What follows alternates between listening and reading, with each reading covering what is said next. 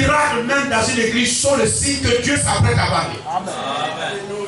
Parce que c'est la foi du signe qui confirme le signe. C'est la foi qui confirme le signe. Vous comprenez cela? Amen. Si dans une église les miracles se produisent, mais l'évangile qui est prêché est anti-biblique, c'est un séducteur. C'est une église de Matthieu 24. Dites Amen. Amen. Vous comprenez cela? Amen. Dans 1 Thessaloniciens chapitre 2 là-bas, etc. Là, il dit le diable fera des miracles extraordinaires au point de séduire les élus. Amen. Quand vous prenez Matthieu 24, vous prenez 1 Thessaloniciens chapitre 2. Amen. C'est une grande séduction.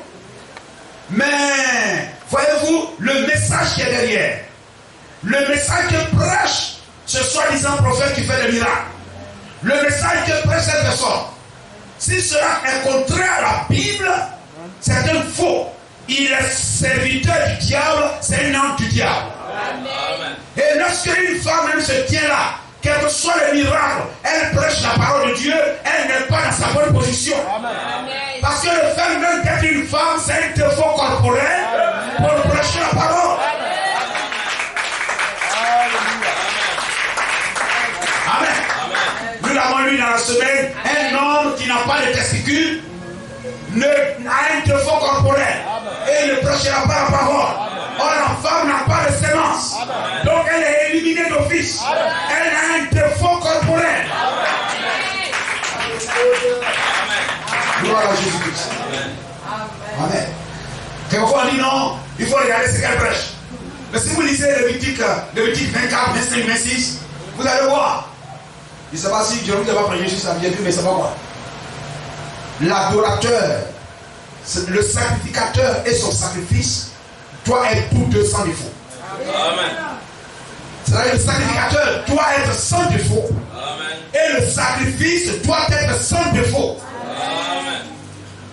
Est-ce que vous comprenez ça? Amen. Dieu dit n'amenez pas, amen, ne m'offrez pas des sacrifices des victimes qui ont des défauts corporels.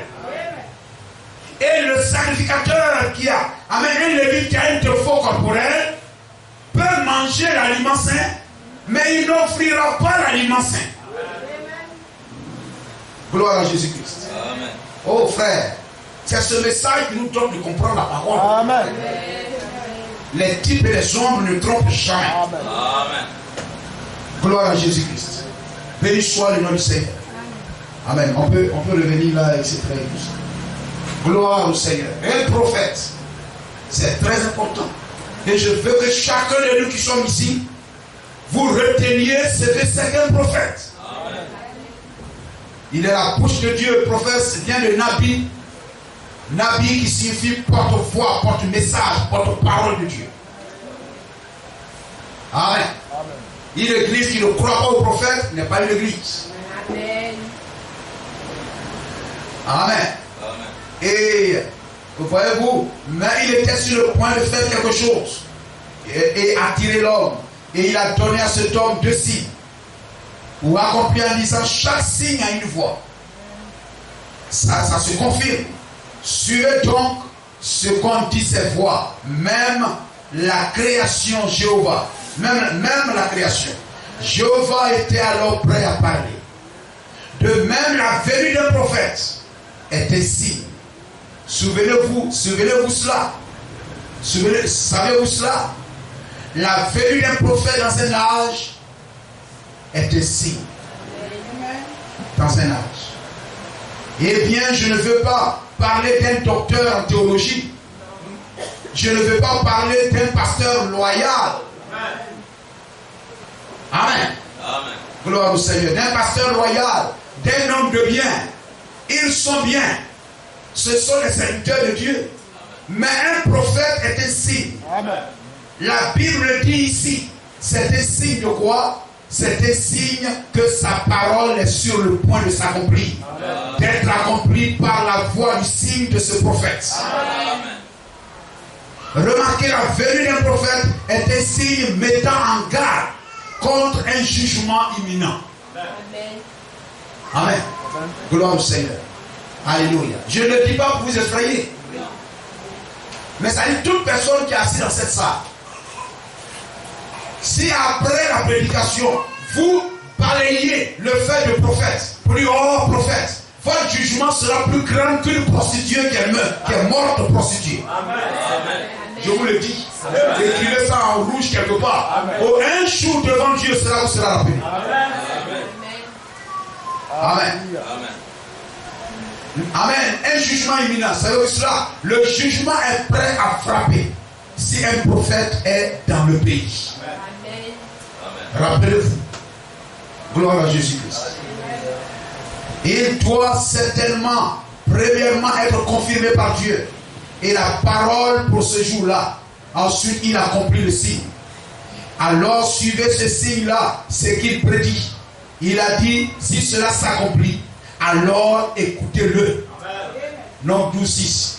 Si cela ne s'accomplit pas, oubliez ça. Ça doit être un signe surnaturel qu'il donne. Amen. Et ce qu'il donne comme signe une fois, s'il est le même hier, aujourd'hui et éternellement, il le donne continuellement le signe. La parole du Seigneur est venue au prophète. Il était la parole. Amen. Il était la parole. Amen. Et quand Jésus est venu, il était la parole. Amen. La parole discernait les pensées et les intentions du cœur. C'est le signe du Messie. Amen. Vous comprenez cela? Le signe du Messie, c'est le discernement des cœurs. Mais aujourd'hui, on a les soi-disant prophètes qui vont vous dire ceci, qui vont vous dire cela. Toi, tu es ceci, toi, tu es cela. Mais leur évangile est faux. Amen. Amen. C'est les voix de l'erreur. Mais, voyez-vous, amen, le frère vient avec le signe authentique et le message qui l'accompagne le confirme bien. La parole discerne les pensées et les intentions du cœur sans cesse continuellement. Suivez donc. La venue de ce prophète donne le signe de ce que le jugement est proche chaque fois. Amen. Et quand le peuple rejette ce prophète, amen, ce peuple-là se condamne. Amen. Tombe sur le coup de la condamnation. Gloire à Jésus-Christ. Amen. Et voyez-vous, Dieu l'a fait avec Israël. Vous écoutez? Amen. Dieu l'a fait avec Israël. Amen. Le prophète était l'interprète de Dieu auprès de son peuple. Amen. Il était l'interprète de Dieu.